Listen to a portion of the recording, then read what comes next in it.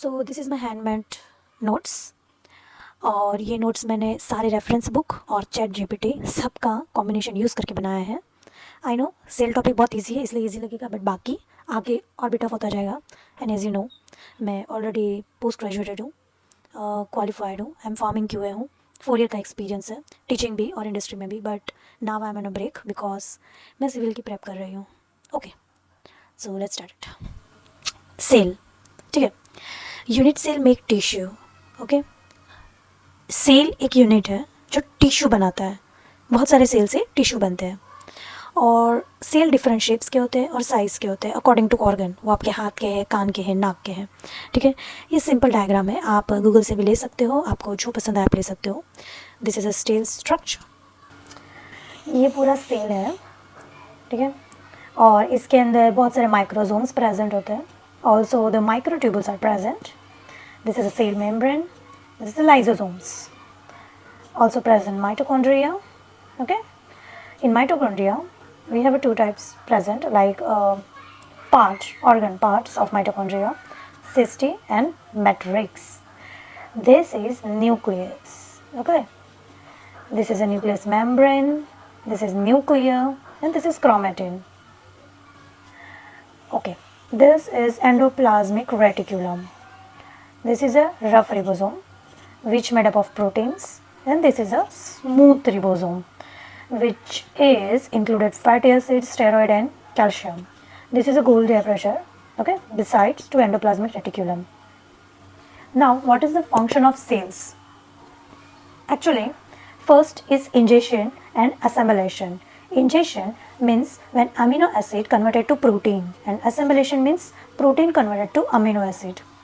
Cell also help to grow, repair and excretion of our body and skin. Obviously, it help in metabolism, respiration and reproduction. एक cell से 10 cell बनते हैं and एक mom से एक child, एक human child का born होता है. This is a reproduction. And irritability and contractibility, जब टच से कोई सेंसिबल लाइक सेंसिटिविटी होती है, ओके, लाइक इरिटेशन होता है, अगर किसी को चोट लगी तो जो पेन होता है, this all are receptor present in our cells. Okay, now first topic, cell membrane. What is the cell membrane? Okay, सबसे पहले the cell membrane दो टाइप की होती है, dynamic membrane and semi permeable membrane. अभी जो डायनेमिक मेम्ब्रेन होती है वो नाम उसका मतलब ही होता है डायनेमिक, यानी वो हमेशा चेंज होती रहती है. ओके, उसके सेल ऑटोमेटिक रीअरेंज होते रहते हैं, ओपन होते हैं, क्लोज होते हैं, ओके, और इसकी पोजीशन भी फिक्स नहीं होती है, इसलिए इसे डायनेमिक मेम्ब्रेन कहते हैं, जैसे कि प्लाज्मा मेम्ब्रेन. और सेमी परमिएबल का मतलब होता है वो कुछ ही चीज़ों को अलाउड करती है परमिट होने के लिए, पास होने के लिए, like small molecule of carbon dioxide, oxygen, छोटे छोटे ग्लोब्यूल्स है, ये सारी चीज़ें, वाटर है, ये सारी चीज़ों को वो अलाउड करेगा पास होने के लिए. But also not permit other big molecules like a protein and also the potassium and sodium ions, और इसीलिए हमें चैनल्स की ज़रूरत पड़ती है. That's why it's called semi permeable membrane. Okay, और ये सेल मेम्ब्रेन जो होता है ना, वो एक मैकेनिज्म फॉलो करता है, एक फ्लूइड मोज़ेक मॉडल जो सिंगर और निकोल्सन नाम के साइंटिस्ट ने 1972 में दिया गया था. अब ये फ्लूइड मोज़ेक मॉडल क्या था? फ्लूइड का मतलब होता है लिक्विड, ठीक है, और मोज़ेक का मतलब होता है जो मोज़ेक इमेज होता है ना इधर उधर हमारे एडिटिंग एप्स में सब में होता है, वो मोज़ेक. और ये फ्लूइडिटी इसलिए क्योंकि वो चेंज होता रहता है, उसका रीअरेंज होता रहता है, इसलिए उन्होंने नाम दिया था लिक्विड नहीं बट फ्लूइड मोज़ेक मॉडल. किसने? सिंगर निकोल्सन ने 1972 में. ओके, ये हम आगे देखेंगे. ये जब फॉस्फोलिपिड और प्रोटीन से बना हुआ सेल मेम्ब्रेन है ना, उसी की लाइन है. तो अगर आप लोग को डायनेमिक और सेमी परमिएबल का लिटिल बिट डिफरेंस चाहिए तो एक स्क्रीनशॉट है, wait. Now this is a rough diagram of phospholipid यानी सेल मेम्ब्रेन हमारी जो बनी है. हमारी सेल मेम्ब्रेन मोस्टली ये फॉस्फोलिपिड से बनी है. ओके, ये फॉस्फोलिपिड में मोस्टली इस तरीके की स्ट्रक्चर है जो बाइंड किए गए, इसे हम पोलर हेड कहते हैं, और ये फैटी एसिड चैन है. ओके, ये पोलर है, हाइड्रोफिलिक है, पानी की तरह सारी चीज़ों को अट्रैक्ट करती है, और ये फैटी एसिड लिपोफिलिक है, ये लिपिड जैसी चीज़ों को अट्रैक्ट करेगी. ओके, सो यही है ये स्ट्रक्चर जो डिस्क्राइब किया है शॉर्ट में। इसके बीच में कार्बोहाइड्रेट प्रेजेंट है, प्रोटीन प्रेजेंट है, कोलेस्टेरॉल भी प्रेजेंट है और ये फॉस्फोलिपिड्स है पूरे बने हुए। ठीक है, ये रहे, ये हेड है, ये टेल है। ओके, अब ये जो फोस्फोलिपिड है ना, मोस्टली 3 टाइप के स्ट्रक्चर से बना होता है, फॉस्फेट ग्रुप, 2 फैटी एसिड और ग्लिसरॉल मॉलिक्यूल, ये याद रखना है। नाउ ये जो प्लाज्मा मेम्ब्रेन होती है ना, वो 2 टाइप के प्रोटीन से बनी गई है। ठीक है, intrinsic protein and extrinsic protein. Okay, intrinsic यानी अंदर के प्रोटीन, एक्सट्रिंसिक मतलब बाहर के प्रोटीन। अब ये जो इंट्रिंसिक प्रोटीन है उसे ट्रांसमेम्ब्रेन प्रोटीन भी कहा जाता है। क्यों? क्योंकि ये चैनल जैसे फॉर्म कर रही है, इसमें से पास होने दे रही है। ये है इंट्रिंसिक प्रोटीन। ओके, ये बोथ साइड प्रेजेंट होती है और ये चैनल या रिसेप्टर का काम भी करती है। और एक्सट्रिंसिक प्रोटीन में 2 टाइप के एग्जाम्पल हम देख सकते हैं। फर्स्ट है ग्लोब्यूल्स। ओके, कोई भी वन साइड में प्रेजेंट होंगे, यहाँ यहाँ यहाँ। ठीक है, ये मोस्टली प्रोटीन के बने होते हैं। ठीक है, पेरिफेरल मेम्ब्रेन में होते हैं। और दूसरे टाइप के होते हैं ग्लाइकोप्रोटीन। ठीक है, ग्लाइको ग्रुप और प्रोटीन ग्रुप दोनों कॉम्बो है, इसलिए क्लियर कट दिख रहा है कार्बोहाइड्रेट। ग्लाइको का मतलब ही होता है कार्ब्स। ओके, कार्बोहाइड्रेट प्रोटीन ये रहा प्रेजेंट। ठीक है, नाउ अब ये सेल मेम्ब्रेन के फंक्शन क्या है? पहले तो ऑब्वियसली शेप और स्ट्रक्चर और बाहर के कोई भी जिससे हमें प्रोटेक्ट करेगी वो तो है ही, पर उसके अलावा रिसेप्टर और चैनल का काम करेगी, जो हमने देखा ही इंट्रिंसिक प्रोटीन में। फिर लिंकर का काम करेगी। ओके, लिंकर में भी हमारा सपोर्ट मेम्ब्रेन यानी मेम्ब्रेन को सपोर्ट करता है स्ट्रक्चर देने में, और उसमें मेन काम देता है हमारा कोलेस्टेरॉल। ठीक है, कोलेस्टेरॉल लिंकर का काम करेगा। सबसे बड़ा फंक्शन बायोमार्कर। ठीक है, मोस्टली लैब टेस्ट में यूज़ किए जाते हैं। Immune system mark specific cell, ये जो ग्लोब्यूल्स एक्सट्रिंसिक प्रोटीन में हमने जो देखा ग्लोब्यूल्स है ना, उसका यूज़ होता है। कोई भी केमिकल ओके टेस्ट वाइज जो भी आपको चेक करना है, हार्मोन वार्मोन, उस वाइज डिफरेंट केमिकल्स होते हैं और वो केमिकल्स ग्लोब्यूल को लिंक करेंगे, कलर करेंगे या कुछ डिफ्रेंशिएट करेंगे जिससे चेक कर पाएंगे, और वो एज ए बायोमार्कर का काम करेगा। Now cellular adhesion molecule obviously globules adhere करके रखता है, एंड प्रोटीन मेक्स एंजाइम। ठीक है, एंजाइम प्रोड्यूस होने में भी काम लगता है। तो ये है हमारे सेल मेम्ब्रेन के फंक्शन। अब दूसरा है साइटोप्लाज्म। साइटोप्लाज्म यानी जो ये अंदर पूरा लिक्विड जैसा फॉर्म है ना, जिसके अंदर ये ऑर्गेनल्स है सेल के अंदर, उसे हम साइटोप्लाज्म कहते हैं। ये साइटोप्लाज्म कैसा होता है? एकदम clear gel like structure, aloe vera gel जैसा। भैया जेल है ना, 2 टाइप के सॉल्यूशन से बना है, true solution and colloidal solution. True solution यानी शुगर इन लिक्विड में जैसे मिक्स हो गया पूरा प्रॉपर, एकदम आर पार दिखेगा नहीं ना, प्लेन हो जाएगा, उसे ट्रू सॉल्यूशन कहते हैं। और कॉलोइडल सॉल्यूशन यानी लिपिड एंड फैट को मिक्स करके जो बनाया होता है ग्लोब्यूल्स में, वो कॉलोइडल सॉल्यूशन कहा जाता है। और हमारा ये क्लियर जेल स्ट्रक्चर ये सारे का मिक्सचर बन के ही बना है। और ये किसकी प्रॉपर्टी है? साइटोप्लाज्म की। ठीक है, साइटोप्लाज्म मोस्टली 3 कंपोनेंट से बनता है, cytosol, organelles, inclusions. Okay, cytoplasm बना है साइटोजोल, ऑर्गेनेल्स, इंक्लूजन से। अब साइटोजोल यानी ये लिक्विड पार्ट है जो 70-90% पानी से बना है, और शुगर, आयंस, एंजाइम और अमाइनो एसिड से। ऑर्गेनेल्स जैसे कि ये सारे ऑर्गेनेल्स, मिटोकॉन्ड्रिया, गोल्गी एपरेचर्स है ना, ये सारे माइक्रोट्यूब्यूल्स, ये सारे ऑर्गेनेल्स हैं। और जो बाकी बची हुई चीज़ें हैं, वेस्ट मटेरियल है या फिर कोई भी फूड मटेरियल के पार्टिकल स्टोर हुए हैं, वो इंक्लूजन में गिनाता है। ठीक है, अब ये साइटोप्लाज्म जो है उसकी प्रॉपर्टीज़ क्या है? पहला तो वो कॉलोइडल नेचर है। ठीक है, दूसरा डायनेमिक, हमने डायनेमिक सेल मेम्ब्रेन में भी पढ़ा था कि क्यों बोला जाता है, फ्लूइड मोज़ेक मॉडल में भी देखा कि उसे नाम क्यों फ्लूइड दिया, वो चेंज होता रहता है इसलिए। जस्ट लाइक दैट ये जो साइटोप्लाज्म है ना, जेल लाइक स्ट्रक्चर, वो डायनेमिक होता है। क्यों? क्योंकि वो साइक्लोसिस करता है। क्या करता है? साइक्लोसिस। अब ये साइक्लोसिस क्या चीज़ है? जो साइटोप्लाज्म होता है ना, ये ऑल टाइम घूमता रहता है। जैसे आपको पता है ना, ये कनेक्शन है हमारे सोलर सिस्टम से। जैसे हमारा सोलर सिस्टम में सन के आसपास घूमता रहता है, पृथ्वी खुद घूमती रहती है, वैसे हमारे टोटली सारे सेल भी घूमते हैं। ठीक है, अब आई डोंट नो ये बहुत ही बड़ी फिजिक्स या चमत्कार या जो भी बात है, बट सारे कॉन्सेप्ट एकदम सेम है। जो भी जिंदा चीज़ है, इवन वनस्पति भी और सोलर सिस्टम, सबके सब एक के साथ कनेक्टेड है। सबके सब हमारे ग्रेविटेशनल फोर्स के लेके गोल घूमते रहते हैं। अब वो कोई अलग टॉपिक में चला जाएगा, बट नाउ ये भी साइक्लोसिस करता है। ठीक है, गोल गोल घूमता रहता है। और वो कैसे पता चला था? वो एक्चुअली एक प्लांट है, एलोडा लीफ। ओके, मैं इमेज कनेक्ट करती हूँ। उसमें एकदम विजिबल होता है प्लांट सेल में साइक्लोसिस जो होता है वो, इसलिए उसकी प्रॉपर्टी है। और दूसरा पीएच मेंटेन करता है, कितना 7.2। अब हम फंक्शन देख लीजिए साइटोप्लाज्म का। पहले तो मीडियम फॉर मेटाबॉलिक पाथवे, ठीक है, मेटाबॉलिज्म होता है उसके अंदर। दूसरा होल्ड एंड प्रोटेक्ट ऑर्गेनल्स, सारे हमारे ये ऑर्गेनल्स है उसे प्रोटेक्ट करता है और होल्ड करके रखता है। तीसरा है movement of material within a cells, जब साइक्लोसिस होता है ना तो सारे मटेरियल एक दूसरे के पास पहुंचेंगे, ठीक है। फिर है maintain shape and structure and then store essential chemicals and product. अब साइटोप्लाज्म में भी दो टाइप के टाइप्स आते हैं, ठीक है, साइटोप्लाज्म के दो टाइप्स हैं, ectoplasm and endoplasm. Ectoplasm mostly amoebae जैसे वन सेल्यूलर में दिखा जाता है। क्यों? क्योंकि उसके जो आउटर लेयर होता है वो एकदम क्लियर होता है, जैसे कि उसका कोई लेयर ही नहीं है, ठीक है, शेप नहीं है, और वो नॉन ग्रेनुलेटेड होता है, क्लियर दिखता है एकदम। और हमारा या फिर प्लांट्स के है एंडोप्लाज्म, एनिमल्स का भी हम है एंडोप्लाज्म में, वो इनर डेंस होते हैं, बहुत डेंस होते हैं और ग्रेनुलेटेड होते हैं, एकदम भरे भरे होते हैं, ठीक है। होप साइटोप्लाज्म शॉर्ट में समझ आया होगा। अब है cytoskeleton. Cytoskeleton is a microfibers present in a cytoplasm of eukaryotic cells. अब ये तो पता ही होगा प्रोकैरियोटिक एंड यूकैरियोटिक, जैसे अभी भी हमने पहले देखा वन सेलुलर वो प्रोकैरियोटिक है, ठीक है, सबसे पहली प्रजाति। और यूकैरियोटिक यानी उनमें से बनी हुई एकदम ही डिफरेंशिएट, जैसे हम हैं एनिमल्स हैं, वो यूकैरियोटिक में आता है, ठीक है, यूकैरियोटिक सेल्स में। अब जो यूकैरियोटिक सेल के जो साइटोप्लाज्म यानी जो अंदर का ये जो जेल है साइटोप्लाज्म, उसके अंदर माइक्रोट्यूब्यूल्स प्रेजेंट होते हैं, माइक्रोफाइबर्स भी प्रेजेंट होते हैं, ठीक है, उसे हम साइटोस्केलेटन कहते हैं।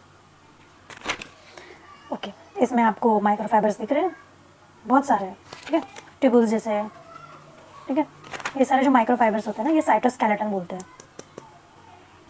ओके, ये जो होते हैं ना वो नेटवर्क ऑफ प्रोटीन फिलामेंट्स होते हैं, प्रोटीन के छोटे छोटे फिलामेंट्स होते हैं।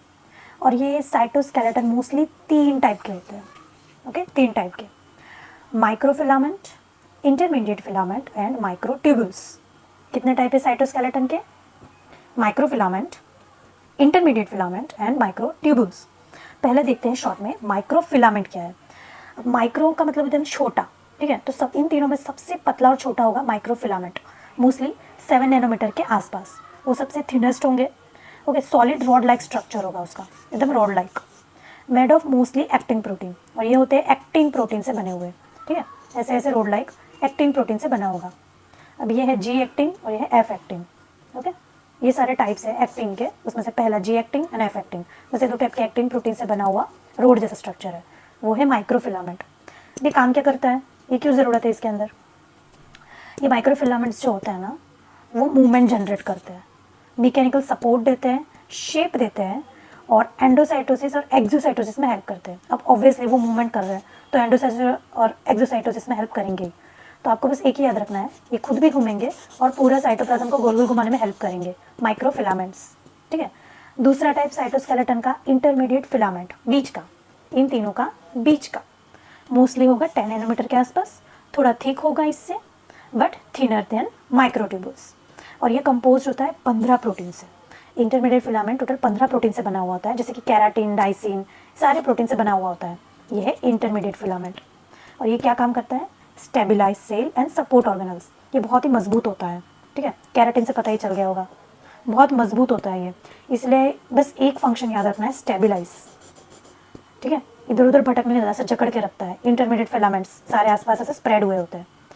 और थर्ड पार्ट माइक्रोट्यूब्यूल्स, साइटोस्केलेटन का थर्ड पार्ट माइक्रोट्यूब्यूल्स। अब ये माइक्रोट्यूब्यूल्स होते हैं ना वो ट्यूब जैसे स्ट्रक्चर के होते हैं और इन दोनों से मोटे होते हैं, ठीक है, और लॉन्ग होते हैं और होलो ट्यूब जैसे होते हैं, पाइप जैसे, ठीक है, पाइप जैसे। और ये बनते हैं ट्यूबुलिन प्रोटीन से, इसलिए इसका नाम है माइक्रोट्यूबुल, क्योंकि ट्यूबुलिन प्रोटीन से बने हैं, ठीक है। ये सेंट्रोसोम में प्रेजेंट होते हैं। अब सेंट्रोसोम देखो, ये सेंट्रोसोम दिख रहा है आपको, ये चमकता हुआ, एक्चुअली रियल में भी सेल में इसके आसपास शाइन जैसे इम्पैक्ट आता है सेंट्रोसोम के आसपास। पता है ये क्यों इम्पोर्टेंट है? ये डिवाइड होते हैं और सेल डिवीजन करेंगे, मिटोसिस मियोसिस जैसे प्रोसेस करेंगे, जिसके वजह से न्यू डीएनए बनते हैं, न्यू ह्यूमन बन सकता है, इसलिए ये बहुत शाइनी है। इट्स जस्ट जोक, बट या सेंट्रोसोम इज़ इम्पॉर्टेंट। और ये जो सेंट्रोसोम है ना, इसके अंदर ये ट्यूब्यूल्स, ये है माइक्रोट्यूबुल फिलामेंट, क्या है वो? साइटोस्केलेटन, ठीक है, ये ट्यूबुल जैसे, तो ये इससे सेंट्रोसोम बनता है, इसलिए ये भी इंपॉर्टेंट हुआ माइक्रोट्यूबुल फिलामेंट। अब देखो ये मोस्टली ट्यूबुलिन प्रोटीन से बना है, ठीक है। अभी जो ट्यूबुलिन प्रोटीन है ना उसमें भी दो टाइप के होते हैं डाइमर्स, ये है अल्फा एंड ये है बीटा, ये दो टाइप के डाइमर से बने हैं। अब ये दो डाइमर अब समझ लो ये है वाइट और ये है ग्रीन, वो सारे डायमंड ऐसे अरेंज होते हैं, arrange alpha beta alpha beta alpha beta, ऐसे टोटल 13, और वो 13 बन के एक रिंग बनाते हैं और इसे कहते हैं प्रोटोफिलामेंट। क्या बोलते हैं? प्रोटोफिलामेंट। और ऐसे टोटल प्रोटोफिलामेंट होते हैं 13, ठीक है, ये भी 13 और ये भी 13, और इसमें भी अल्फा बीटा ऐसे अरेंज होने चाहिए, अल्टरनेट दिखने चाहिए, इस तरीके से अरेंज होते हैं, मतलब ऐसा पूरा ट्यूब बना है, ऐसा पूरा ट्यूब जैसा, ठीक है। ये क्या है? ट्यूबुलिन प्रोटीन, ठीक है। और ये है माइक्रोट्यूबुल फिलामेंट का स्ट्रक्चर जो प्रेजेंट होता है सेंट्रोसोम में, ओके। इसका मेन फंक्शन अब देखते हैं। ऑब्वियसली सेंट्रोसोम इससे ही बनता है, लेकिन इसका फंक्शन क्या है? तो ये helping movement in vesicles and chromosomes, जो हमने देखा ही, सेंट्रोसोम डिवाइड होता है ना मिटोसिस मायोसिस में, तो वो क्रोमोसोम्स के डिवाइड में मूवमेंट में हेल्प करता है ये माइक्रोफिलामेंट, ठीक है। Help in cell division and movement of cilia and flagella, बहुत सारे बैक्टीरियाज में सीलिया फ्लैजेला प्रेजेंट होती है, पूंछ जैसी, उसमें ये प्रेजेंट होता है, तो ये हिलता है और उन्हें मूवमेंट में हेल्प करता है, ओके। सो ये एक शॉर्ट है ताकि याद रख सकें। 3 टाइप साइटोस्केलेटन के, microfilament, intermediate filament, microtubules. Microfilament actin से बना होता है, ये मूवमेंट में और शेप में मदद करता है। इंटरमीडिएट 15 प्रोटीन से बना है जो हमें ताकत, स्ट्रेंथ एंड सपोर्ट देता है। एंड माइक्रोट्यूबुल्स जो ट्यूबुलिन प्रोटीन से बना होता है, जिससे हमें याद रखना है सेंट्रोसोम, ट्रांसपोर्ट, डिवीजन और सीलिया फ्लैजेला। हो आपको साइटोस्केलेटन समझ आया होगा। अब हम चलते हैं हमारे मेन टॉपिक सेंट्रोसोम पे, चमकता हुआ सेंट्रोसोम। उसे शॉर्ट में या साइंटिफिक लैंग्वेज में MTOC भी कहते हैं, ओके। MTOC का फुल फॉर्म क्या है? Microtubule organising centre, okay. Microtubule हमने देखा ही ऑलरेडी, साइटोस्केलेटन का पार्ट, इस पर से नाम याद रह जाएगा। एंड ऑर्गेनाइजिंग सेंटर वो है सेंट्रोसोम, ओके। ये किधर होता है? मोस्टली न्यूक्लियस के पास प्रेजेंट होता है, मोस्टली न्यूक्लियस के आसपास ही होगा। Now it present only in animals, plant में दूसरा टाइप का होता है जिसे हम कहते हैं MTOC, अनदर MTOC, हमारे से बहुत डिफरेंट होता है, ओके। फिलहाल हम एनिमल्स पे ही फोकस करेंगे, ह्यूमन बॉडी पर। एंड ये जो सेंट्रोसोम्स होते हैं उसके 2 पार्ट है, सेंट्रियोल एंड पेरिसेंट्रियोल मटेरियल, ठीक है, टाइप्स नहीं, पार्ट, ठीक है। 2 पार्ट है अलग अलग सेंट्रोसोम के, एक सेंट्रियोल में डिवाइड होता है और दूसरा पेरिसेंट्रियोल मटेरियल, या शॉर्ट में PCM, पेरिसेंट्रियोल मटेरियल, यानी मेन सेंट्रियोल का भाग है और जो बचा हुआ मटेरियल है वो है पेरिसेंट्रियोल मटेरियल, और उससे बनता है सेंट्रोसोम। पहले देखते हैं हम सेंट्रियोल।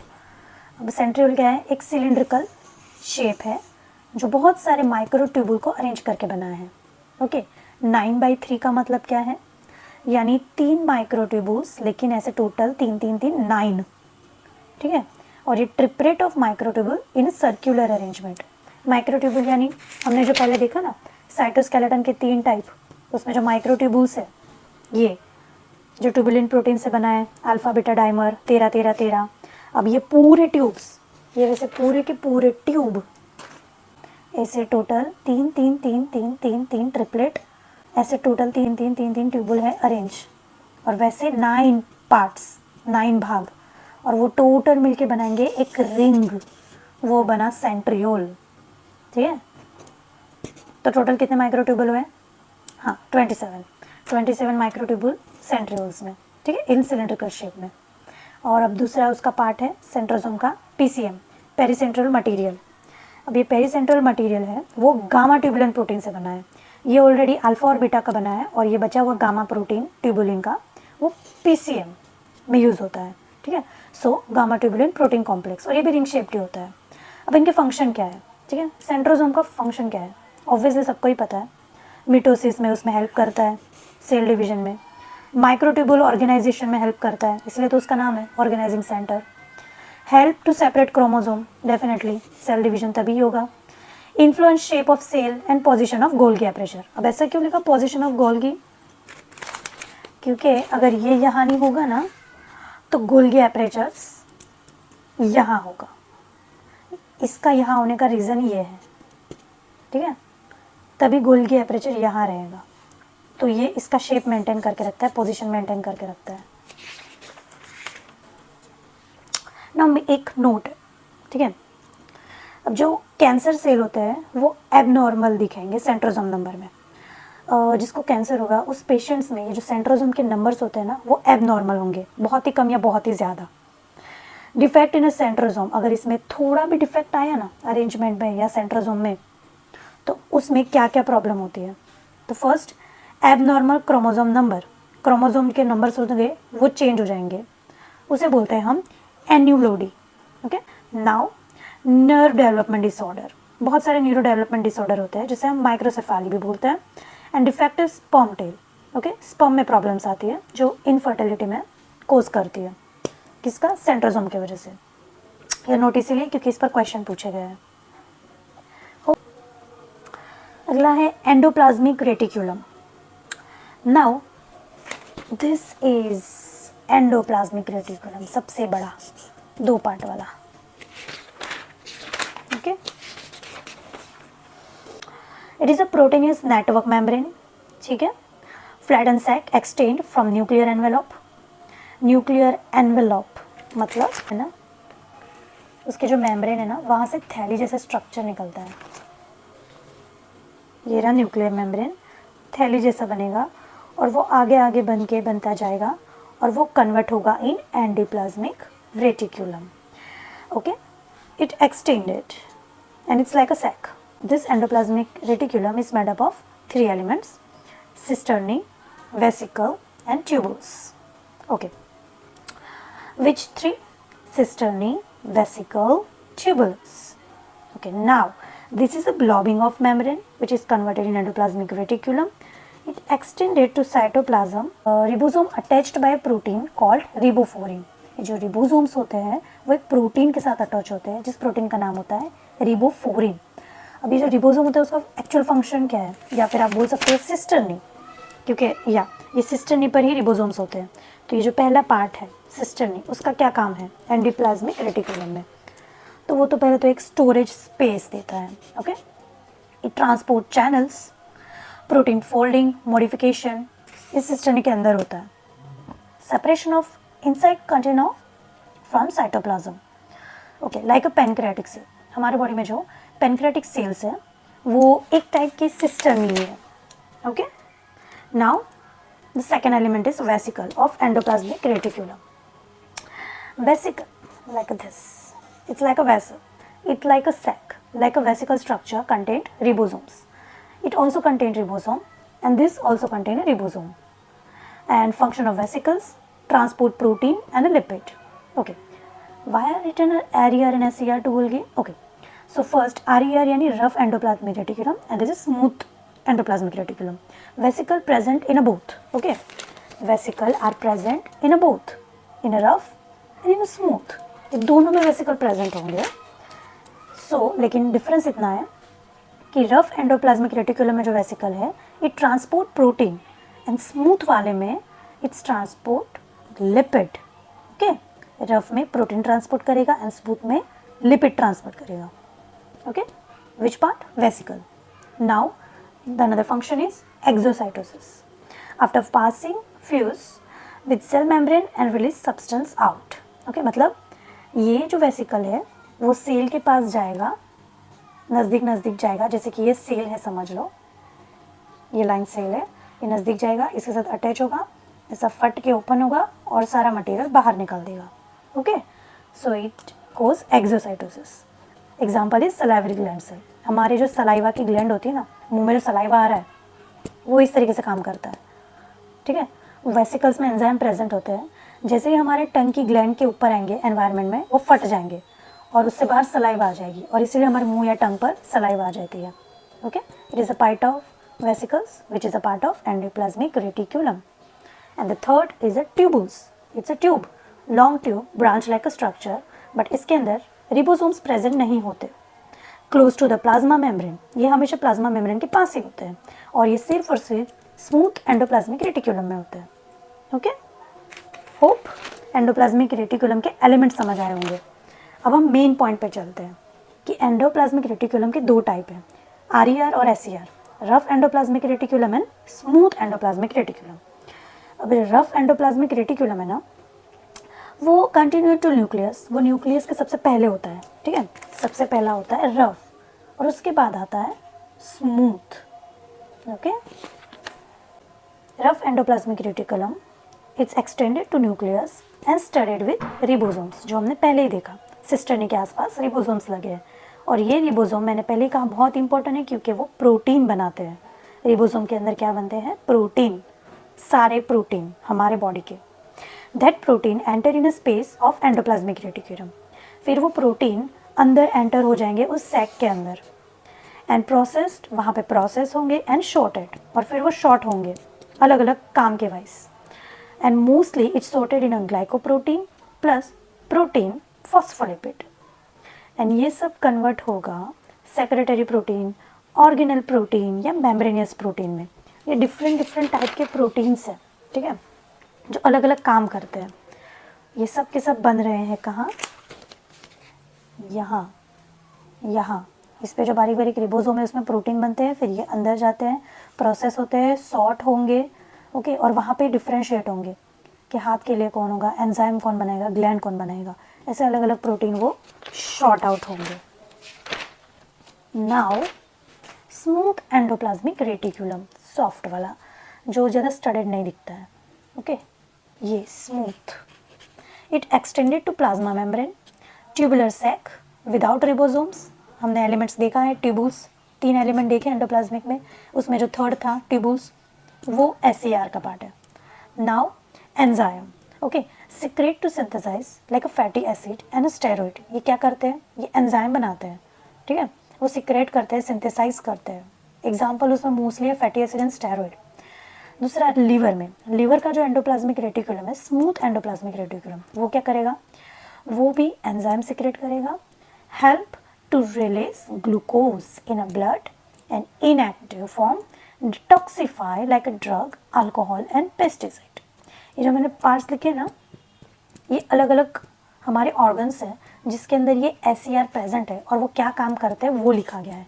जैसे किडनी और इंटेस्टाइन में जो SCR प्रेजेंट है वो क्या करेगा? It remove the cell of phosphate group from glucose 6 phosphate and free glucose release, ठीक है, ये बायोसिंथेसिस करके ग्लूकोज को रिलीज करेगा। कौन सा? किडनी और इंटेस्टाइन का SCR। और मसल्स में भी हमारा SCR होता है, वो क्या करेगा? वो work as a sarcoplasm. Sarcoplasm यानी कैल्शियम का इन एंड आउट कॉन्ट्रैक्शन, वो जो हो रहा है ना, वो SCR ही करेगा हमारा। ओके, ये मल्टीपल इसमें क्वेश्चन आंसर में आता है कि कौन सा SCR किस में कैसा काम करता है। ओके, होप ये शॉर्ट में समझ आया होगा। अगर रिवीजन में करें तो एंडोप्लाज्मिक रेटिकुलम के क्या होता है और उसके एलिमेंट यानी वो कितने टाइप्स के हैं। तो सिस्टर्नी वेसिकल ट्यूबुल, सिस्टर्नी यानी ये, ठीक है, ये जो पार्ट्स है हमारा डिज़ाइन वाला जिसके ऊपर रिबोसोम लगे। वेसिकल यानी क्या? जो उसके अंदर की बबल है वो, जिसके अंदर एंजाइम या प्रोटीन बन के अंदर जा रहा है। अब ये दोनों के अंदर रिबोसोम होता है जो प्रोटीन बना रहा है, ठीक है, और दूसरा है ट्यूबुल्स जो हमारा स्मूथ एंडोप्लाज्मिक रेटिकुलम बना है, वो रिबोसोम के बिना होता है। और हमारे 2 टाइप के एंडोप्लाज्मिक रेटिकुलम है, रफ एंड स्मूथ। रफ में रिबोसोम्स होते हैं, ठीक है, वो प्रोटीन बनाएंगे, अंदर एंटर होंगे, प्रोसेस होंगे, सॉर्ट होंगे, और वो सॉर्ट होकर ग्लाइकोप्रोटीन या फिर प्रोटीन प्लस फॉस्फोलिपिड में बनेंगे और फिर कन्वर्ट होंगे अलग अलग टाइप के प्रोटीन्स में। और दूसरा है स्मूथ एंडोप्लाज्मिक रेटिकुलम जिसमें रिबोसोम्स नहीं होते, वो एक्सटेंड होता है आगे और वो सैक लाइक स्ट्रक्चर होता है। अलग अलग ऑर्गन में अलग अलग SCR काम करते हैं।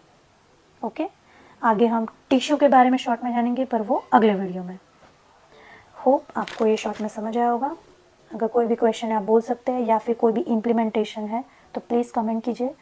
This is my first video, I will try to implement it.